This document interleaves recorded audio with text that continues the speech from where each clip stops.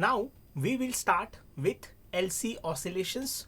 So what is the use of those LC oscillations? So this is a simple circuit which consists of your inductor and capacitor, and that we are just going to produce with the help of this circuit a frequency, a desired frequency you can produce with the combination of your L and C. Now, so how this circuit is going to work over here, so that we will see now in detail. So this is the LC circuit that you can see in this diagram. So now how exactly it works over there. So let's say for example, so this is the first thing which I have shown over here.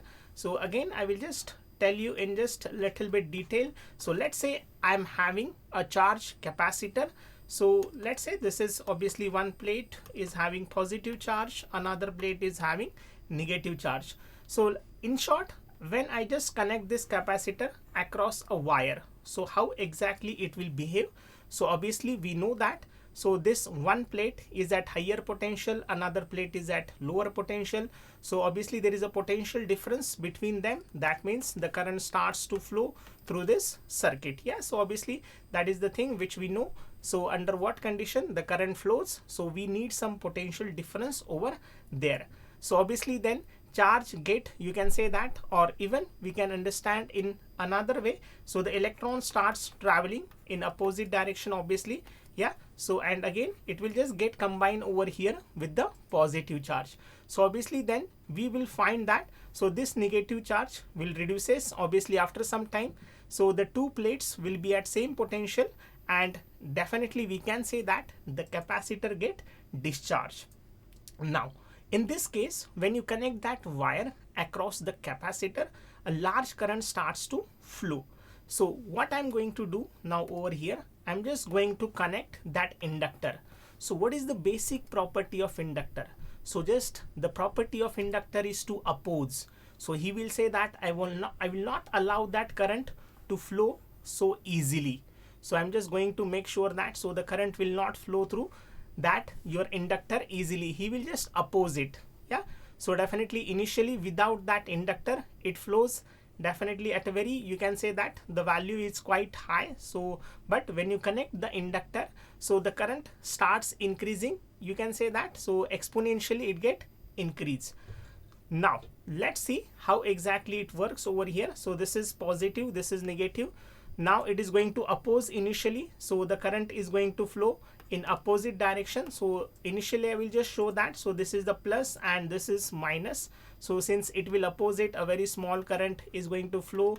Yeah, so again that is a back EMF, concept of back EMF. So that is what we have shown. Now in the next thing, what will happen when the capacitor gets completely discharged? So when I'm saying that the capacitor gets completely discharged, now the current is about to die. Yeah, definitely the current is about to die. But then again, what that inductor makes sure that, so he will not allow that current to die so easily, because again its property is just to oppose. So again he will make sure that, so the polarity over here it gets changed, and he will just make sure the current is now going to flow in the same direction likewise. Yeah, so obviously you can say over here for this case, in the second case, so this polarity has got changed, and again the capacitor gets charged. Yeah, so again we can say that the capacitor gets charged and the direction of current. Yeah, so this is what we can say for this, your direction of current, which is in the same direction. Yeah, so this is obviously, this is the direction of current which I have represented originally over here. Yeah, and the one which I have shown, that was actually the direction of electron. So this is the direction of current, so which we are showing over here. Let's say this is the I, in the same direction obviously the direction of current is there. Obviously now all the energy comes in the inductor in this case.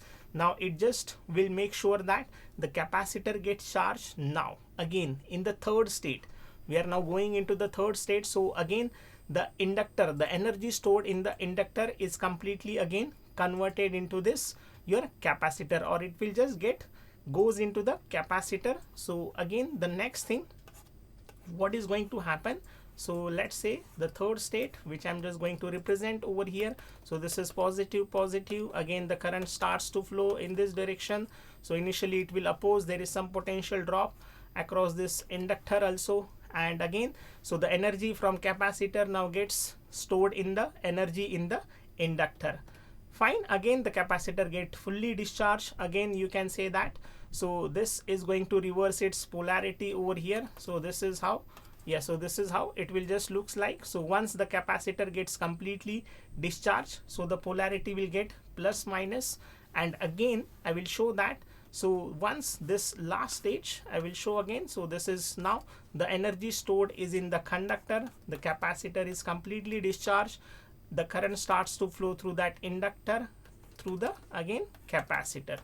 Yeah, so this is how it looks like. So for this force state, so this is a very important, your LC oscillations for the first two cycles, you can say that the direction of current remains same. Initially it was increasing, then I just told you that the current is supposed to die, yeah, but again now the capacitor, again in the next half cycle the direction of current has reversed like that. So these are the 4 cycles which you can represent with the help of graph, and these are nothing but we are going to call as a oscillations. So where actually the energy transfer occurs from that capacitor to inductor. We know that the energy stored in the form of, we can say in capacitor, it is a half q square max c when all the energy is in the stored in the capacitor. So that is a half q square, that is a maximum charge upon c. Again if it is an inductor, when the capacitor completely get discharged, all the energy gets converted into the inductor, half Li square, that is a max. Again in between, in any state you can write it down, that total energy get divided between capacitor and that inductor. So this is how the converge of energy, that is from capacitor to inductor and inductor to capacitor. So that we are going to call as a, obviously which is based on the principle of your conservation of energy, and with the help of this circuit we will get obviously the oscillations of particular frequency based on the value of your L and C.